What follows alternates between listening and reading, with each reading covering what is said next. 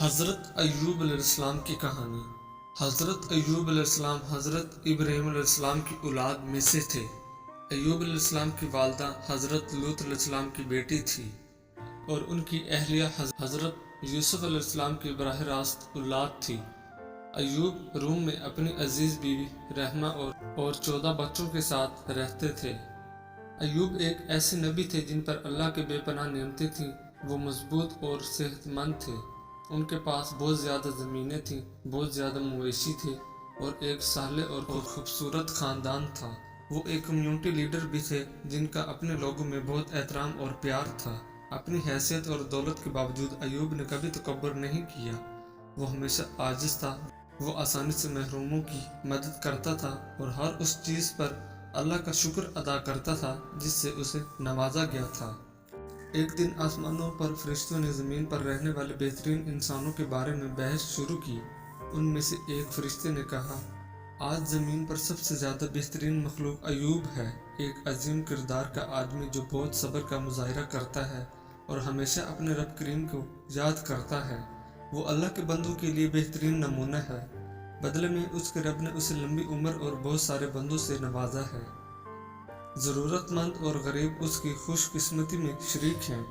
وہ غریبوں کو کھانا کھلاتا ہے اور کپڑے پہناتا ہے اور غلاموں کو آزاد کرنے کے لیے خریدتا ہے۔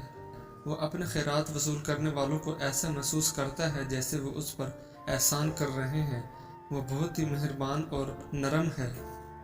شیطان جو آس پاس میں تھا اس بحث کو سر کر دیا اور بہت غصے میں آ گیا۔ اس نے فوراً ایوب کو اللہ کی عبادت سے دور کرنے کی سازش شروع کر دی۔ اس نے ایوب کے سامنے زندگی کی ان بہت سی لذتوں کے بارے میں برے خیالات ڈالے جن سے ایوب جیسا آدمی انسان آسانی سے لطف اندوز ہو سکتا تھا، لیکن نبی صلی اللہ علیہ وآلہ وسلم کے مخلص بندے تھے اور آسانی سے ہچکچاہٹ کا شکار نہیں ہوتے تھے۔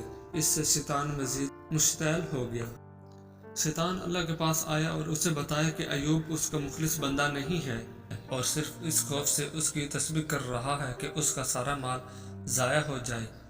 اس نے شیطان سے مشورہ دیا کہ اگر تم اس کا مال نکال دو تو تم دیکھو گے کہ اس کی زبان تمہارا نام نہیں لے گی اور اس کی نماز بند ہو جائے گی۔ اللہ سب کچھ جاننے والا شیطان کو نہیں مانتا تھا، کیونکہ وہ جانتا تھا کہ ایوب ان کے سب سے مخلص مومنین میں سے تھے اور اپنے رب کی عبادت محض مال کے لیے نہیں کرتے تھے۔ لیکن وہ شیطان کو اپنے وفادار بندے کی مکمل اخلاص دکھانے کے لیے ایوب کو آزمانے پر راضی ہو گیا۔ خوش ہو کر شیطان حضرت ایوب علیہ السلام کی دولت کو تباہ کرنے کے لیے نکلا۔ جو وقت گزرتا گیا حضرت ایوب علیہ السلام کی دولت کم ہونے لگی۔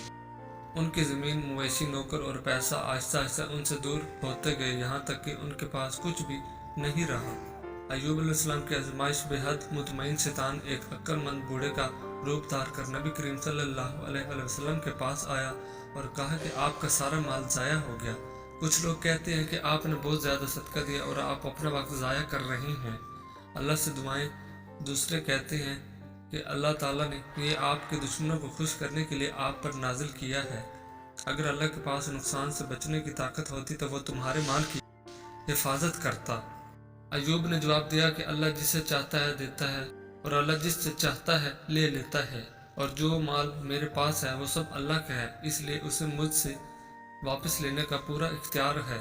ایوب پھر پلٹے اور اللہ کا شکر ادا کرتے رہے۔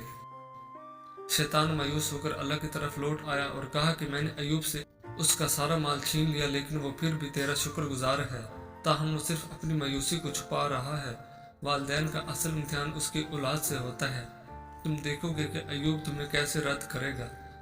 اللہ تب بھی جانتا تھا کہ ایوب کا ایمان اور اپنے رب سے محبت میں کوئی کمی نہیں آئے گی، لیکن وہ ایوب کو مزید آزمانے پر راضی ہو گیا۔ کچھ ہی دیر میں وہ عمارت جس میں ایوب کے بچے رہتے تھے گر کر تباہ ہو گیا اور اس کے تمام 14 چھوٹے خوبصورت بچے ہلاک ہو گئے۔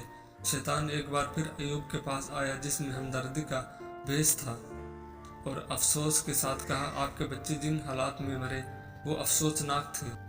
یقیناً آپ کا رب آپ کو آپ کی تمام دعاؤں کا صحیح بدلہ نہیں دے رہا ہے۔ ایوب نے جواب دیا، اللہ مجھے وہی دیتا ہے جو میرے لیے اچھا ہوتا ہے، اور اللہ جو دیتا ہے اسے لے لیتا ہے جو اس کے لیے اور میرے لیے ناپسندیدہ ہے۔ اللہ نے دیکھا کہ یہ سب بچے میرے لیے سخت امتحان اور آزمائش بن سکتے ہیں، اس لیے اللہ نے انہیں مجھ سے چھین لیا۔ خواہ کوئی چیز میرے لیے فائدہ مند ہو یا نقصان دہ، میں اپنے یقین پر قائم رہوں گا اور اپنے خالق کا شکر گزار رہوں گا۔ شیطان دوڑ کر اللہ کی طرف لپکا اور کہنے لگا، اے میرے رب، ایوب علیہ السلام کا مال ختم ہو گیا، ان کے بچے مر چکے ہیں اور وہ ابھی تک جسم میں تندرست ہیں، اور جب تک وہ صحت مند رہے گا وہ اپنی صحت یابی کی امید میں تیری عبادت کرتا رہے گا۔ دولت اور زیادہ بچے پیدا کر مجھے اس کے جسم پر اختیار عطا فرما تاکہ میں اسے کمزور کر دوں۔ وہ یقیناً تیری عبادت میں کوتاہی کرے گا اور اس طرح نافرمان ہو جائے گا۔ اللہ تعالیٰ نے اس کی درخواست قبول فرمائی، لیکن حکم دیا کہ میں تمہیں اس کے جسم پر اختیار دیتا ہوں، لیکن اس کی روح، عقل یا دل پر نہیں، کیونکہ ان جگہوں پر میرا اور میرے دین کا علم رہتا ہے۔ کچھ ہی دیر بعد ایوب کی طبیعت خراب ہونے لگی۔ وہ اتنا بیمار تھا کہ اس کے جسم کی جلد اس کے پٹھے اور ہڈی کو ظاہر کرتے ہوئے اتر جاتی تھی، لیکن جیسا کہ اللہ تعالیٰ نے حکم دیا، اس کے جسم میں صرف 2 اعضاء کام کرتے تھے، ان کا دل اور زبان تھے، جنہیں وہ اللہ کی تسبیح کے لیے استعمال کرتا رہا۔ ایوب کو شدید درد کا سامنا کرنا پڑا، لیکن اس نے کبھی بھی اپنے آپ کو شکایت کرنے یا اللہ پر ایمان میں کمی نہ آنے دی۔ شہر کے لوگ بحث کرنے لگے کہ اگر ایوب اچھے انسان ہوتے تو اللہ اس کے ساتھ ایسا نہ کرتا، اور بالآخر انہوں نے اسے چھوڑ دیا۔ اس کے رشتہ دار، دوست اور ہر وہ شخص جو ایوب سے محبت اور احترام کرتا تھا، سوائے اس کی پیاری بیوی رحمہ کے۔ حضرت ایوب علیہ السلام کی اللہ سے محبت۔ برسوں تک ایوب اپنی حالت سے دوچار رہے۔ اس کی دیکھ بھال کے لیے رحمہ کے سوا کوئی نہیں تھا، ان کے پاس نہ پیسہ تھا اور نہ ہی کوئی آمدنی، اس لیے اس کی بیوی نے اس کی ضروریات پوری کرنے کے لیے ملازمت اختیار کی۔ لیکن شہر کے لوگوں نے رحمہ کو زیادہ دن کام کرنے کی اجازت نہیں دی، کیونکہ انہیں خدشہ تھا کہ وہ انہیں بھی اپنے شوہر جیسی بیماری میں مبتلا کر دے گی۔ اس دوران ایوب علیہ السلام اللہ سے دعا کرتے رہے کہ وہ انہیں اس درد اور تکلیف کو برداشت کرنے کی طاقت اور صبر عطا فرمائے۔ ایک دن شیطان انسان کے روپ میں رحمہ کے سامنے حاضر ہوا اور اس سے پوچھا کہ تمہارا شوہر کہاں ہے؟ ایوب کی تقریباً بے جان شخصیت کی طرف اشارہ کرتے ہوئے رحمہ نے جواب دیا، وہ وہاں ہے، زندگی اور موت کے درمیان ملک ہیں۔ شیطان پھر اسے اچھی صحت، اولاد اور دولت کے خوشگوار دنوں کی یاد دلانے لگا۔ برسوں کی تکالیف اور تکلیفوں سے مغلوب ہو کر رحمہ ایوب کے پاس پہنچی اور رونے لگی۔ اے ایوب، آپ اللہ کے نبی اور رسول ہیں، آپ کا اللہ سے قریب ترین رشتہ ہے، اللہ سے دعا ہے کہ وہ آپ کو اس مصیبت سے نکالے جس میں آپ ہیں۔ ایوب نے آہ بھری اور جواب دیا، شیطان نے آپ کے سامنے سرگوشی کی ہوگی اور آپ کو مطمئن کیا ہوگا۔ مجھے بتائیں کہ میں نے کتنی دیر تک اچھی صحت اور دولت سے لطف اندوز کیا؟ اس کی بیوی نے جواب دیا، 80 سال یا اس سے زیادہ۔ اس نے جواب دیا کہ میں کب تک اس طرح کی تکلیف اٹھا رہا ہوں؟ اس نے کہا، 7 سال۔ پھر ایوب نے کہا کہ اس صورت میں اپنے رب کو پکارتے ہوئے شرم محسوس کرتا ہوں کہ میری مشکل دور کرے، کیونکہ میں نے صحت و تندرستی کے سالوں سے زیادہ تکلیف نہیں اٹھائی۔ لگتا ہے آپ کا ایمان کمزور ہو گیا ہے اور آپ اللہ کی تقدیر سے مطمئن نہیں ہیں۔ اگر میں کبھی صحت یاب ہو گیا تو قسم کھاتا ہوں کہ میں آپ کو 100 ضربوں کی سزا دوں گا۔ اس دن سے میں اپنے آپ کو آپ کے ہاتھ سے کچھ کھانے پینے سے منع کرتا ہوں، مجھے اکیلا چھوڑ دو اور میرا رب جو چاہے میرے ساتھ کرے۔ ایوب بے بسی کی عالم میں اللہ سے اس کی رحمت مانگنے لگے۔ بے شک شیطان نے مجھے تکلیف میری صحت کو کھو کر اور عذاب میرا مال کھو کر چھوا ہے۔ اس نے دعا کی، اللہ نے فوراً ایوب کی مدد کے لیے بے چین پکار کا جواب دیا۔ اللہ تعالیٰ نے فرمایا، اپنے پاؤں سے زمین پر مارو، یہ پانی کا چشمہ ہے جس میں نہانے اور ٹھنڈا کرنے والا اور تازگی بخشنے والا مشروب ہے۔ ایوب نے فوراً اللہ کا حکم بجا لایا۔ جب اس نے اپنے پاؤں سے زمین پر ٹکر ماری تو اس کے قدموں پر ٹھنڈا پانی بہنے لگا، جیسے کہ حکم ہوا۔ ایوب نے پانی پیا اور اپنے پورے جسم کو دھویا۔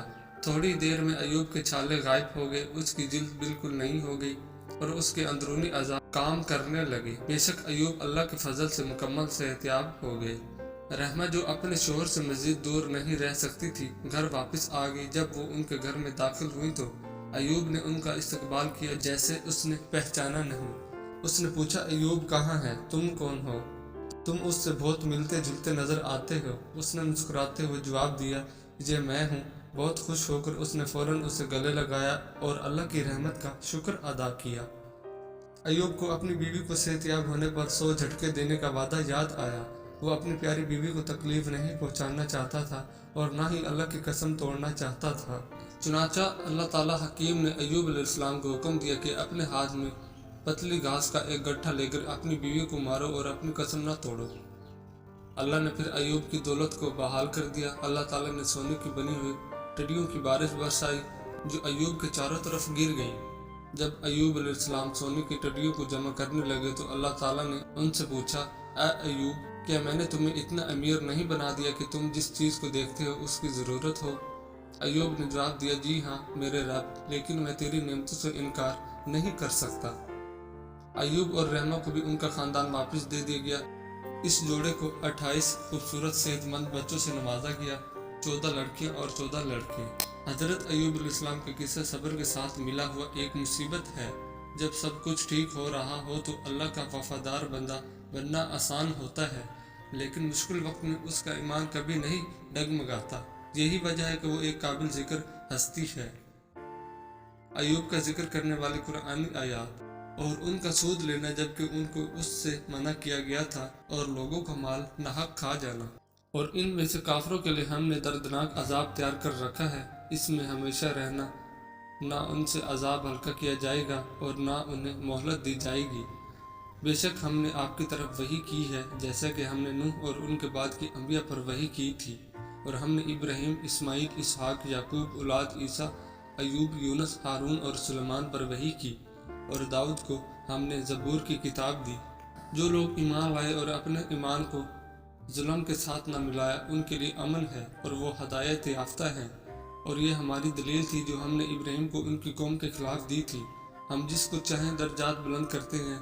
बेशक तुम्हारा रब हिकमत वाला और जानने वाला है। और हमने इब्राहिम, इसहाक और याकूब को दिए, इन सब को हमने हदायत दी, और नूह को हमने पहले हदायत दी थी, और इसकी औलाद में से दाऊद और सुलेमान और अयूब और यूसुफ और मूसा और हारून। हम नेकी करने वालों को इसी तरह जजा देते हैं। और अयूब का जिक्र करो जब उसने अपने रब को पुकारा कि बेशक मुझे तकलीफ पहुंची है और तुम सब रहम करने वालों से ज़्यादा रहम करने वाला है। बस हमने उसकी दुआ कबूल की और उसको जो तकलीफ पहुंची उसे दूर कर दिया, और हमने उसे उसके अहलो अयाल और उस जैसी चीज़ें और उनके साथ अपनी तरफ से रहमत और इबादत करने वालों के लिए नसीहत के तौर पर अता की। और हमारे बंदे अयूब को याद करो जब उसने अपने रब को पुकारा कि बेशक शैतान ने मुझे सख्ती और अजाब में मुब्तला किया है, तो उसे कहा गया अपने पाँव से ज़मीन पर मारो। ये ठंडे गुस्ल और पीने का मौसम बहार है, और हमने उसे उसके अहलो अयाल और उनके साथ उतनी ही तादाद अता की जो अपनी तरफ से रहमत और अक्लमंदों के लिए नसीहत है। और अपने हाथ में घास का गुच्छा लेकर उससे मारो और अपनी कसम न तोड़ो। बेशक हमने उसे साबर बेहतरीन बंदा पाया। बेशक वो बार बार अल्लाह की तरफ रुजू करने वाला था। और हमारे बंदों इब्राहिम, इसहाक और याकूब को याद करो जो ताकत और दीनी बसारत वाले थे। दर हकीकत हमने उन्हें एक ख़ास मेयार के लिए मुंतखब किया है। जिस दिन बीवी से हम बिस्तरी का इरादा हो उस दिन शाम को कद्दू का हलवा बनाकर उसमें दारचीनी, छोटी इलायची, मगज़, अखरोट डालकर खा लें। आपकी टाइमिंग में ज़बरदस्त ठहराव आएगा और तनाव भी कमाल का आएगा। आप जब भी हम बिस्तरी का इरादा करें बीवी पहले से ये हलवा तैयार कर लेगी।